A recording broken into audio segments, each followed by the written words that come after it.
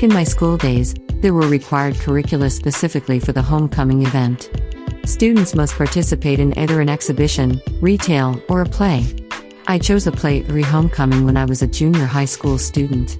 When the homecoming's preparation began in my 9th grade, my passion for the theater was at its peak since I had been regularly cast for a major role in the drama club at school. Other students knew that, and I was appointed as the 9th grade play team leader almost automatically. Everyone had no interest in a required curriculum, and I had to put together a play by leading 50 unwilling, reluctant team members. From the first meeting, I encountered foreseeable difficulties. No one brought up any suggestion of what play we would show at the homecoming. When I uttered a Japanese classic novel, they unanimously shouted, "That's it. That'll be our play." In order to finish the meeting quickly, our play was decided like this, and I dramatized the novel for the first time in my life. I had thought it would be difficult, but it was unexpectedly so much fun. I finished the script quite fast. And then, the casting.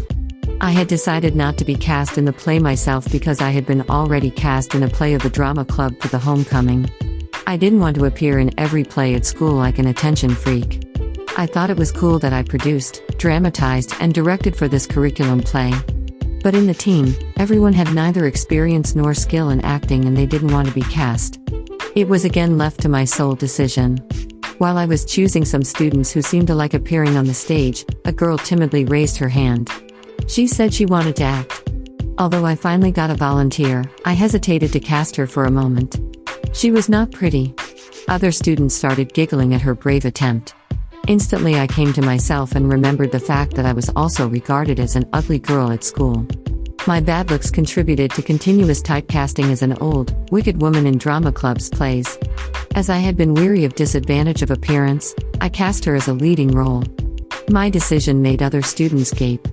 Thus, I had trying 3 months for the play with totally amateur actors and backstage staff.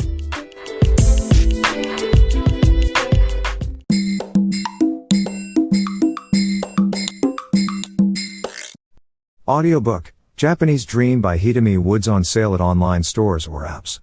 Apple, Audible, Google Play, Nook Audiobooks, 43 available distributors in total.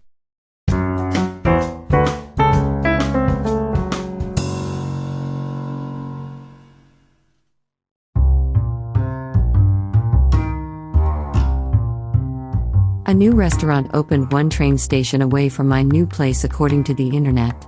It seemed an American cuisine restaurant which specialty were a cheeseburger and a waffle, which is rare in this area. There are many other restaurants on the street where the new restaurant opened, and I'd wanted to stroll along it sometime. Most restaurants they were introduced with the pictures on the internet and looked neat enough. I was pretty sure that they wouldn't disappoint me this time around and went there for lunch.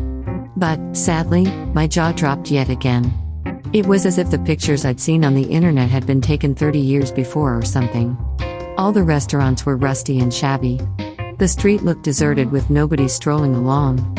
I spotted the new American restaurant among them, and a man dressed in a white cook uniform was sitting in a chair in front of the place looking at his cell phone. The door was left open and I glanced at the inside. There was no customer in a cramped restaurant. The online photo of the place was far better than the actual one. Whoever took the online photos of the restaurants on this street must have a genius for making dreadful sights look beautiful.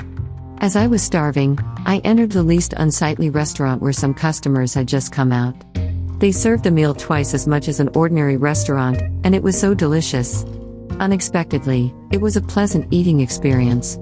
I went home feeling like trying other restaurants on that street as well.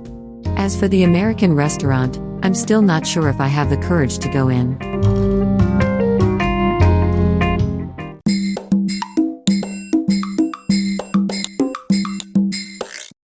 Audiobook, Japanese Dream by Hitomi Woods on sale at online stores or apps.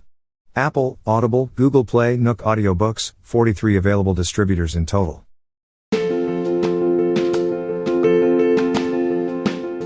Audiobook, The Family in Kyoto, One Japanese Girl Got Freedom by Hitomi Woods on sale at online stores or apps. Apple Books, Google Play, Audible, 43 available distributors in total.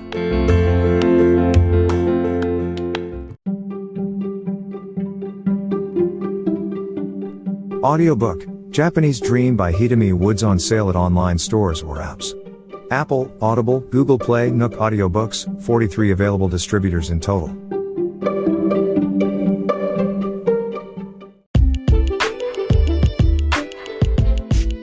英語聞き流しリスニング、英語テキストと MP3 ダウンロード、その他の物語はホームページからお聞きいただけます。